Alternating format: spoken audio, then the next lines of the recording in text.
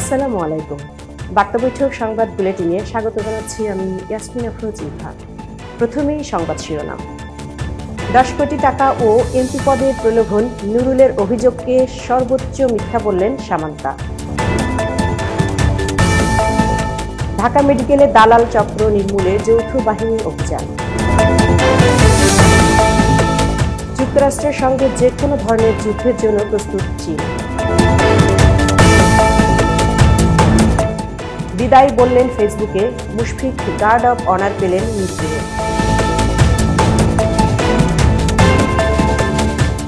বারো বছর ভাত খাননি কুসুম, 13 বছর মাছ মাংস থেকে দূরে। এতক্ষণ শুনছিলেন শিরোনাম, এবার বিস্তারিত। 10 কোটি টাকা ও এমপি পদের প্রলোভন, নুরুলের অভিযোগকে সর্বোচ্চ মিথ্যা বললেন সামান্তা। নতুন রাজনৈতিক দল জাতীয় নাগরিক পার্টিতে এনসিপি যোগ দিয়েছেন গণ অধিকার পরিষদের সভাপতি ও ডাকসুর সাবেক ভিপি নুরুল হকের দলের অন্তত 20 জন নেতাকর্মী।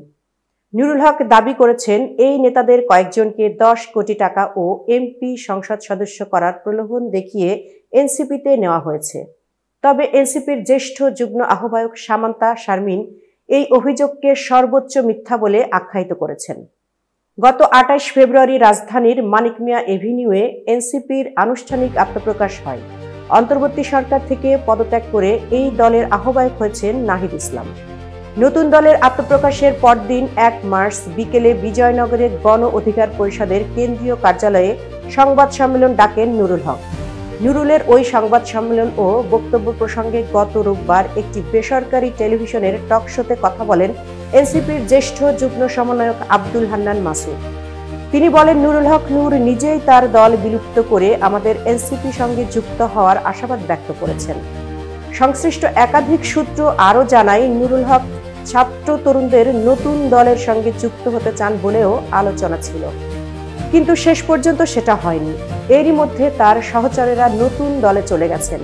সব মিলিয়ে নুরুল হক এখন এনসিপি নেতাদের উপর চটেছেন। ঢাকা মেডিকেলের দালাল চক্র নির্মূলে যৌথ বাহিনীর অভিযান। ঢাকা মেডিকেল কলেজ হাসপাতালে আজ বৃহস্পতিবার সকাল 10:30টার দিকে দালাল চক্র নির্মূলে যৌথ অভিযান চালিয়েছে সেনাবাহিনী ও পুলিশ। এ চক্রের বেশ কয়েকজনকে আটক করা হয়েছে। লেফটেন্যান্ট কর্নেল রাকিবুল কবির 18 বেঙ্গল ও তার নেতৃত্বাধীন বাহিনী এ অভিযানে ছিল। শাহবাগ থানার উপপরিদর্শক SI ইয়ামিন সরকার বলেন, ঢাকা মেডিকেল কলেজ হাসপাতালে চিকিৎসা নিতে আসা রোগীদের বিভিন্নভাবে প্রতারণা করেন দালালেরা। তাদের নির্মূলে সেনাবাহিনী ও পুলিশ যৌথ অভিযান চালিয়েছে। ঢাকা জেলা সিনিয়র এক্সিকিউটিভ ম্যাজিস্ট্রেট আফরিন জাহান বলেন, তাদের মধ্যে বেশ কয়েকজনকে জরিমানা সহ বিভিন্ন মেয়াদে সাজা দেওয়া হয়েছে। যুক্তরাষ্ট্রের সঙ্গে যে কোনো ধরনের যুদ্ধের জন্য প্রস্তুত চীন।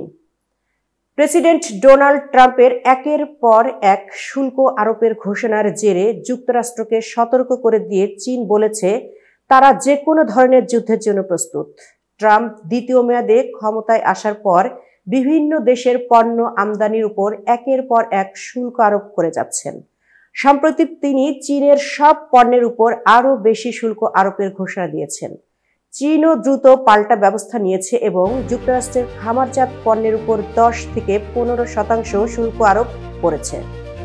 বিশ্বের সর্ববৃহৎ 2 অর্থনীতির দেশ যুক্তরাষ্ট্র ও চীন। পাল্টাপাল্টি শুল্ক আরোপ নিয়ে এই 2 দেশ এখন বৃহৎ বাণিজ্য যুদ্ধের দ্বারপ্রান্তে। গত মঙ্গলবার বেইজিং সরকার যে বিবৃতি দিয়েছিল, সেখান থেকেই এই লাইনটি নিয়ে পোস্ট দিয়েছে চীনা দূতাবাস। বেইজিংয়ের সম্মেলন থেকে নেতারা দেশবাসীকে এই বার্তা দিতে চাইছেন, যে কোনো পরিস্থিতিতে চীনের অর্থনৈতিক অগ্রগতি অব্যাহত থাকবে, এমনকি একটি বাণিজ্য যুদ্ধ শুরু হয়ে যাওয়ার ঝুঁকিও রয়েছে। চীন সরকার যুক্তরাষ্ট্রের সঙ্গে তুলনা টেনে এটা দেখাতে চাইছে তাদের দেশ স্থিতিশীল ও শান্তিপূর্ণ অবস্থায় আছে। বেইজিং যুক্তরাষ্ট্রের বিরুদ্ধে মধ্যপ্রাচ্য এবং ইউক্রেন যুদ্ধে গভীরভাবে জড়িয়ে পড়ার অভিযোগ করেছে। বিদায় বললেন ফেসবুকে, মুশফিক গার্ড অব অনার পেলেন মিরপুরে। প্রায় 2 দশকের ক্যারিয়ার অর্জনও ছিল অনেক। ওয়ানডেতে বাংলাদেশের সেরা ব্যাটসম্যানদের সংক্ষিপ্ততম তালিকাতেও থাকবে মুশফিকুর রহিমের নাম। অথচ কাল তিনি কিনা এই সংস্করণের ক্রিকেটকে বিদায় বলেছেন সামাজিক যোগাযোগ মাধ্যমে। এর আগে টি-20 ক্রিকেটকেও একইভাবে বিদায় বলেছিলেন মুশফিক। বাংলাদেশের ক্রিকেটে মাঠ থেকে বিদায় নেওয়ার ঘটনা খুব বেশি নেই। রঙিন পোশাকের ক্রিকেট থেকে অবসরে যাওয়া মুশফিকও ব্যতিক্রম হতে পারেননি। তবে তার বিদায়ের ওই অপূর্ণতা কিছুটা হলেও ঘুচেছে আজ মিরপুরের শেরেবাংলা স্টেডিয়ামে। ঢাকা প্রিমিয়ার লিগের ম্যাচে মোহামেডানের হয়ে মুশফিক মাঠে নেমেছেন রূপগঞ্জ টাইগার্সের বিপক্ষে। এই ম্যাচে টস জিতে ফিল্ডিংয়ের সিদ্ধান্ত নেয় মোহামেডান। প্যাড গ্লাভস পরে মাঠে নামার সময় সতীর্থদের কাছ থেকে গার্ড অব অনার পেয়েছেন এই উইকেট রক্ষক ব্যাটসম্যান। ওয়ানডেতে বর্ণিল এক ক্যারিয়ারেই তিনি ইতি টেনেছেন মুশফিকুর রহিম।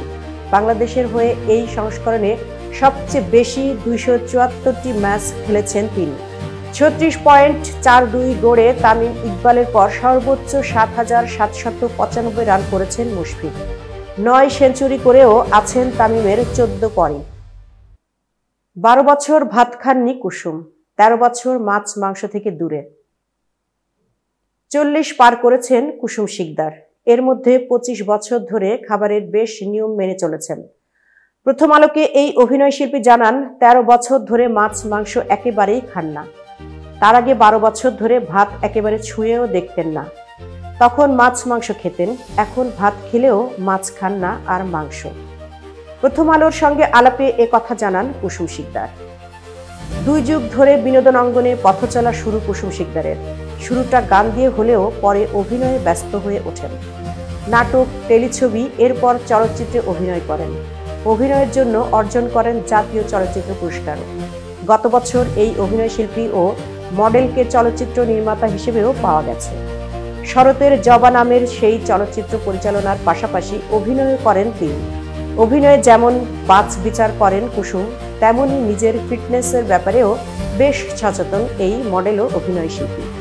কুসুমের মতে সুস্থ জীবনযাপন, সঠিক খাদ্যাভ্যাস এবং মানসিক শান্তি সৌন্দর্য ধরে রাখার মূল চাবিকাঠি। পরিবারের সঙ্গে সময় কাটানো এবং ভালো বই পড়া তার মানসিক শান্তি ও সৌন্দর্য রক্ষার সহায়তা করে। কুসুম শিকদার অভিনীত ও পরিচালিত শরতের জবা গত বছর মুক্তি পায়। এই ছবির পর নতুন আরেকটি ছবি বানানোর পরিকল্পনা করছেন। তিনি জানান, সবকিছু চূড়ান্ত হলে তবেই বিস্তারিত জানাবেন। এতক্ষণ বার্তা বৈঠকের সাথে থাকার জন্য ধন্যবাদ। নতুন নতুন তথ্য ও সংবাদ পেতে বার্তা বৈঠকের ইউটিউব চ্যানেল ও ফেসবুক পেজের সাথেই থাকুন।